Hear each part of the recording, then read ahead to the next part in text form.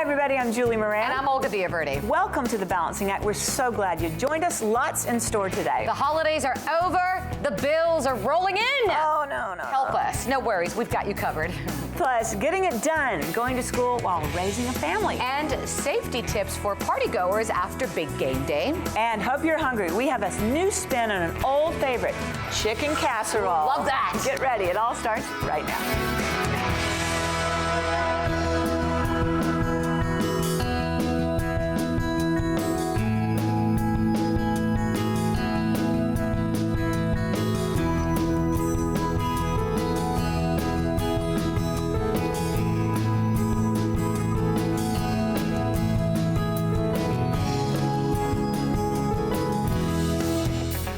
Shopping was so much fun, right? But like me, you overdid it. And here we are at the beginning of February, and reality is really sinking in. Lucky for us, our next guest has some great advice to get us back on track. And here's Olga with the story. You might think of this as hangover number 2. Last month's, let's say, overindulgence with holiday spirits may have given you hangover number 1. But now the bills are rolling in from your overindulgence, from spending too much money. Hangover number 2. You following me? Mm-hmm. But we have remedies thanks to our guest, financial planner extraordinaire, Meg Green, CEO of Meg Green and Associates, a wealth management firm. Good morning. Good morning. Do you see where I'm going? I do see where you're going. Can you relate? I mean, everybody's done it. You know, Right. The holidays, we're buying, you're festive, you overindulge. Right. It's and then, easy. Oh my gosh, and then it's so sobering when you start seeing the bills rolling in, Meg. I know, and they're rolling in on top of a lot of overindulgence already. That's right. So then you see the bills from the past, you see the bills from the present, and there is panic. Panic. Because you can't just pay the minimum on the credit cards. That'll drown you. And you have to deal with it because it's overindulged. And you can't just let it go. So take a look. Take a look. Oh, yeah. Take a look at the closet. Yep. Open the closet. Look at the monster in there. Seriously. It looks like what? Like the Hulk? I mean, if you leave it, if you don't pay attention to it, it will come and compound and drown you. Exactly. That's a guarantee. So it sounds like, you know, you have a blown budget, but you got a budget. Right. Take that baby out and smack them. Right. And how do we do that? Well, you start taking a look. You say, what did I spend it on? Now, holidays are pretty easy to overindulge, but what about the rest of your life? You need to know what's going out the door. And you also need to, guess what, know what's coming in the door, because that's what you have to spend. And if they don't match, that's where you get underwater. That's where you get that guy in the closet. It sounds logical. Yeah. It sounds easy, but you hear the word budget, it's that B. Hate the B word. And I can think of a few more too that I don't like, but you know, you're thinking, okay, I can budget. Are you really going to do it? Are they really effective? Do people carry them out, Meg? You know, they have to at certain times, otherwise it's going to come get you. It's a contest. Who's going to win? And you could lose your home, you could lose your car, you can lose everything. It's devastating. And people do. So if you tackle it while you have the ability to tackle it, then you go on an austerity program if need be, but first look. See what's coming in the door, write it down, net after taxes. See what's going out. What did you spend everything on? Holidays are easy, but that's going to be the panic button. Really, because you're not going to do this unless there's a reason, and the reason is your panic. Now, I know you brought a budget template. I want to show this to my viewers. I think it's a great idea. Walk me through this and tell me what this is. Okay, so this is just simply a question of what are you spending? It's your mortgage, it's your insurance payments, monthly, annually, work it out, fill in every single thing. There are some others in there, and everybody knows their own others, but you might have kids at 7 different sports. Maybe you want to organize them a little bit better. Maybe you've been at Starbucks too many times, and I love Starbucks, but that can get to be an expensive habit. So see what's going out the door and what do you really have to spend on, and then you find your discretionary money.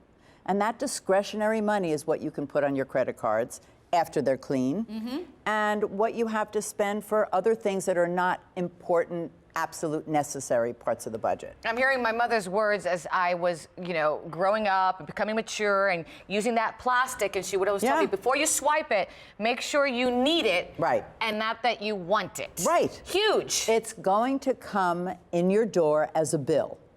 And once you have that extra purse and the bill comes in, you've already worn the purse, and you look and you go, I really didn't need that. Too late. You know, then you can go sell it on eBay or whatever. And that's what a lot of people end up doing. So I think it's an austerity program at this point. I think it's like, okay, I really want to be financially healthy. I need to be able to save. You have to put something away for retirement if you're working. So you pay yourself first, then you pay all your other absolute expenses, and the rest of it gets divvied up to what you can afford. Okay, but let's be clear to our viewers and to my husband, when it comes to gifts and birthdays and Valentines and holidays, the wife, you can overindulge, A right? little bit. A little bit, right? But the husband? Thrift stores. All right, so I'm just kidding. What's the website for our viewers out there who'd like more? It's meggreen.com, and you can get the budget template up there if you want to download it and fill it in and really use it. meggreen.com. And get rid of that Hulk monster. Try it. Yes, Yeah. let's put Sleeping Close that Beauty door, inside. Right. I love it. Absolutely. Thank you so much. Come back again. Thanks. And for more information on managing your money, visit again meggreen.com or our website, thebalancingact.com. I tell you, Meg covered lots of ground. That's a great reality check. And coming up, get ready to be inspired to follow your dreams. Stay with us.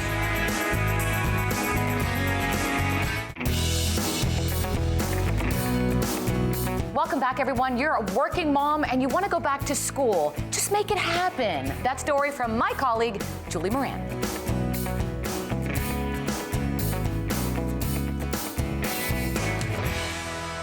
I'm thinking that a good title for this segment could be No More Excuses.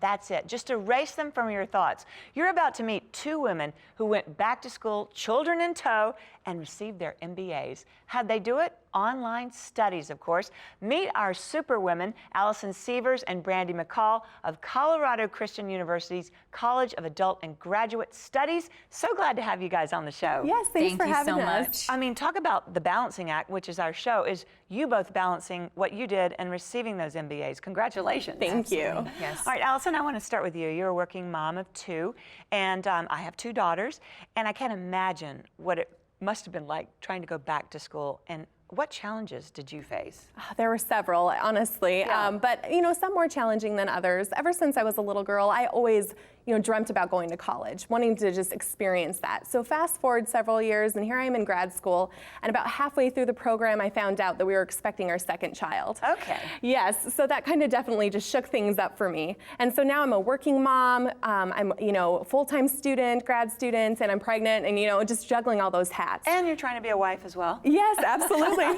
And so, some challenges came up like that, or just little things that come up in life. And so, it's just about carving out that time and just making sure that you're making it a priority. But I had the support of my husband, my family, students in the classroom like Brandy with me that just really encouraged me to continue on. And I'm just so glad that I finished. And Brandy, you over there with 4 children, working mom, that must have been so tough. How did you do it? Yes, it was tough. You're absolutely right. And like Allison mentioned, you have to make a priority as to whether or not you submit an assignment, if you have a paper due that evening, or, if you have a sick child that you want to cuddle with because they're not feeling well. And so the thing about it is that you have to keep in mind that with online education, it is flexible. And that's the really convenient thing about it, is that you're able to manage your schedule on your own terms. Oh, that's so important. And, both of you, I have to say, got your MBAs from CCU. Congratulations on that. Thank you. Yeah, we actually graduated together. I love that. And Allison, what drew you to a school like Colorado Christian University? Well, first and foremost, that it's Christ-centered education, teaching from a Christian worldview. But then also, you're just looking for a university that really held their academic excellence and just really concentrated on that achievement for students. And so I was looking for a university that had small class sizes, that had the flexibility of an online environment that let me, take one class at a time. Perfect. And each class, is just about a month long. And so you were just able to just manage that so much easier than trying to juggle, multiple classes at once. Yes, absolutely. And I want to talk to you about transferring credits. A lot of people worry about that. And what would your advice be on that? transferring credits can be a tricky thing for a lot of students. I think the thing is that people try to transfer schools and they try to find a solution by transferring schools, but oftentimes that can actually hurt a student rather than be a solution. And the reason why is that when you transfer credits, oftentimes universities will have different requirements for their core or general education. And so students don't realize that. The thing about it is, when you transfer, you could potentially be losing a great deal of your credits because of the different requirements. And you don't want to do that. You don't. The cool thing about CCU is that we do have a very generous transfer credit policy. And another thing that students don't realize is that we will also offer credit for life experience. Perfect. That is huge. Life experience is huge. Now, we talk about CCU and the word Christians in the title. What would you tell them about CCU? Well, I would say that Christ is at the center of the university. Everything that the university does, every class that you take at CCU really just teaches from that Christian worldview that I spoke of earlier. But also, I would say that the College of Adult and Graduate Studies, which includes the online program, doesn't require that students sign a statement of faith or that they're Christian to attend. So they welcome any student to apply to the university. Wonderful. And so really what that allows for them to do is to be able to experience a university that is, centered on values. There's Values. a right way to We do could things and a wrong use way a to lot do more things. values in Exactly. today's society. Yeah, absolutely. And I want to say, Brandy, if you can do it, all of our viewers out there, with 4 kids and working, anybody can do it, right? Absolutely. It just takes the will. Yes. Ladies, you're inspiring. Thank you so much for being on the set today. Would love having you. Thank you. And for more information on returning to school on your time, visit ccu.edu or our website, thebalancingact.com.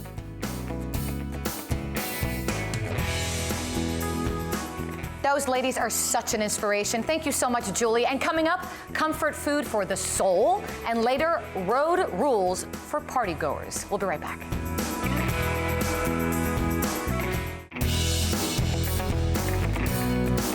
Welcome back. How often do you want to replicate a dish you ate at a restaurant? Well, get ready for a gourmet experience at home.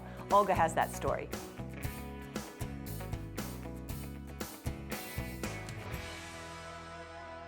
Is there anything more comforting than comfort food? No. And is there anything that defines comfort food more than a chicken casserole? I don't think so.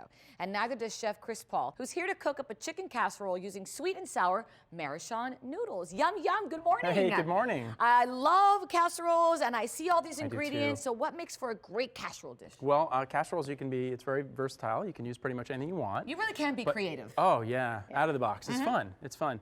Actually, yakisoba actually has this blend of sweet and sour chicken that we're going to be using today. Oh, that's awesome. Unbelievable. It's sweet and sour, and the combination of what we have just knocks it out of the park. It's So delicious. you put this in the microwave for how long? About 4 minutes. 4 minutes, and then voila, you have your sweet and sour chicken flavor yakisoba noodles. Yeah, I would yeah. normally use rice, but this is a nice substitution. Oh, yeah. Okay. Yeah. Rice All is good too. Rice is good, Yeah. but this, again, think Yeah. outside the box. That's right. Okay. And these are the ingredients we're going to use. We have sweet potatoes. I'm going to put some here. We've got carrots. I'm going to add some carrots, some peas, marshmallows. Oh, you gotta be kidding. How cute is It's that? fun too, and the taste is sweet. A little bit of chicken. We've taken pistachios and we've caramelized them. Caramelized right? Caramelized pistachios. You could just eat them by themselves. Oh, you right? can. Oh, I love that. And then a little bit of cheese. Okay, you just bake this off right at 350 for about 15 minutes, and voila. Would you serve this as a main dish or a side dish? You could do both. You could do I mean, both. you could even eat a little bit and then heat it up for a little bit later. Fabulous, as always. You have the best ideas using Maruchan noodles. Thank you. You still haven't It's come fun. to my house. I have to cook for you. You have to cook for me. I have to cook for you. Of course, my husband will be there. Of course, it'll Okay. be fun. All right, Chef, thank you so much. And if you want to learn more about Maruchan noodles, just log on to our website, thebalancingact.com. We've done so many recipes throughout the months with him. They are fabulous. Give them a whirl. Okay, so let me see. Give me a marshmallow. Yum! Thanks, Olga. And coming up, driving tips for partygoers.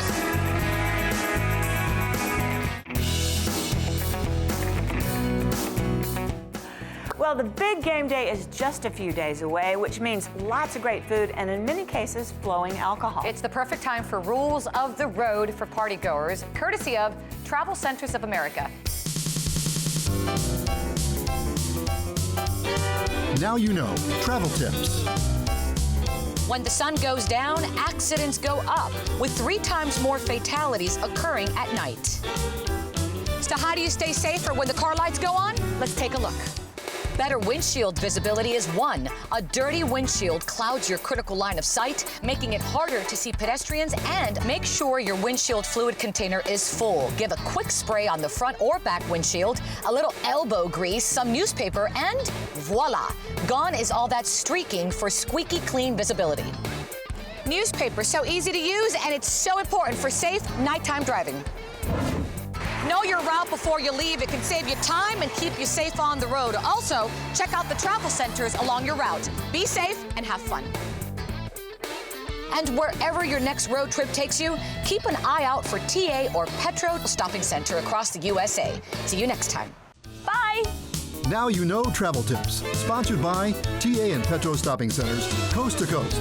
Refuel, replenish, refresh.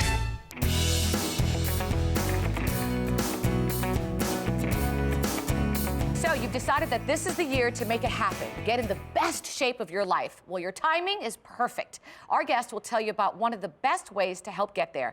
Meet Suzanne L. Morsi, Creative Director of Mira. Good morning. Hi, good morning. Welcome. Happy New Year. Happy New Year to you. And you know what's first on the list always?